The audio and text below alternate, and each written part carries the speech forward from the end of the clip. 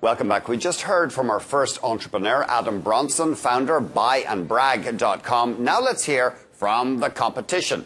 Our second entrepreneur is Dalia Asterbadi, founder and CEO, Real Sociable. Welcome to the show. Thank you for having me. You've got 90 seconds. Take it away. Awesome. So Real Sociable is a social media intelligence platform that leverages the social web to support the discovery of connections to enhance your business relationships. We have developed a patent-pending technology that filters social noise and presents actionable insights that are aligned with your business goals. Our current focus is in the enterprise space, particularly around the sales and marketing functions. We seamlessly bridge the knowledge gap between our users and their customers so that they can accelerate sales cycles and close more deals. Let me give you an example. Let's assume you're a salesperson. You may walk in one morning and find 1,000 new cold leads in your CRM. You have no intelligent starting points. Real Sociable will rank and prioritize those leads for you. We do this by finding common ground between the user and other elements such as people, events, and competitive information, all updated in real time. We are a platform-agnostic solution, which means we can virtually integrate into any system. We are in our early stages. However, we've had some early wins, and one of our partnerships alone will yield us 250,000 users by fall this year. So we're pretty excited. Thanks. Nice and concise. Thanks, Dalia. Thank you. Larry, can I start with you?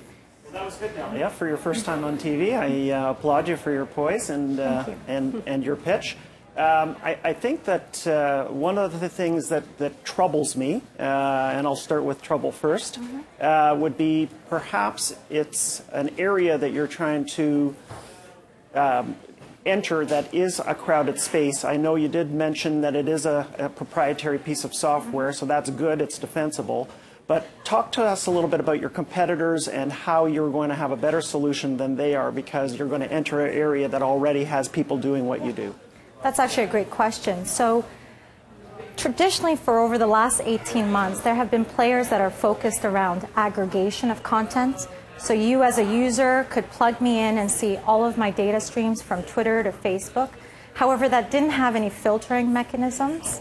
There has been some technology players that have launched in the last 6 months who've sort of put in more proprietary technology around analyzing your interests, but that's been on the consumer side. So currently in the enterprise space, there isn't an integrated solution that can plug into your CRM that filters and brings in these intelligent insights. And obviously with the money we're trying to raise, we're really trying to maintain and build that market leadership within that space. And you mentioned that you had some customers? Yep, so we've got 2 partnerships. Our strategy is not to go door-to-door knocking. We believe currently we have an opportunity to bring in plug-in models. So if you're an existing application, particularly in the CRM space, we build a partnership model so that we can tap into the install base. So currently in the enterprise CRM software as a service market, there's over 9 million active subscribers today who would potentially be able to adopt Real Sociable. Great. Jacqueline. Well, I loved your product because it's sort of like a tweet deck, but for Salesforce, from what I understand. So, and I use Salesforce, actually I think one of your partners lives next to Salesforce people down in Silicon. This is your best friend sitting right here. We've met. Yes, yeah. I know that. Ah, okay. So They're really best friends. So I knew they were best friends. Yeah, that would be the first person you should go see. But you know, I like the fact that you're a marketing person and you do have that technical background, because this is a better mousetrap. I mean, everyone's going to have this mousetrap really quickly. It's really going to come down to the brand and how you're going to build the brand. Now, Constant Contact will put their brand on every piece of email that goes out, so that's how they build theirs. How are you going to build your brand? And well, yeah, with our current partnerships, we are pending on putting a powered by Real Sociable. We don't want to be too overpowering to the user. Obviously, we want to get them you know, addicted or have a stickiness model with our service first. But clearly there is a requirement to build some marketing channels through our own Twitter and social media activities. But there is that powered by Real Sociable. So one day when we are at 3 million users, you'll still be able to see us in the forefront. Derek.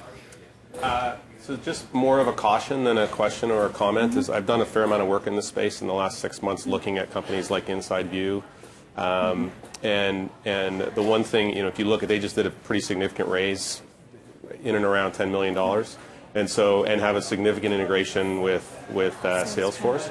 So as you think about carving your go-to-market, I'm not trying to discourage you at all because I do think it's a big space, but definitely pick your segment, pick your vertical, do something, because you are going to be fighting some fairly serious players out there. Yeah. Coming up, decision time. Thanks so much, Dahlia. Our entrepreneurs will stand before our panel after the break. They're ready to hear which business idea won our capitalists over. And just a reminder, of course, if you have an interesting business idea and would like to appear on the show, email us at thepitch@bnn.ca. We're hearing from some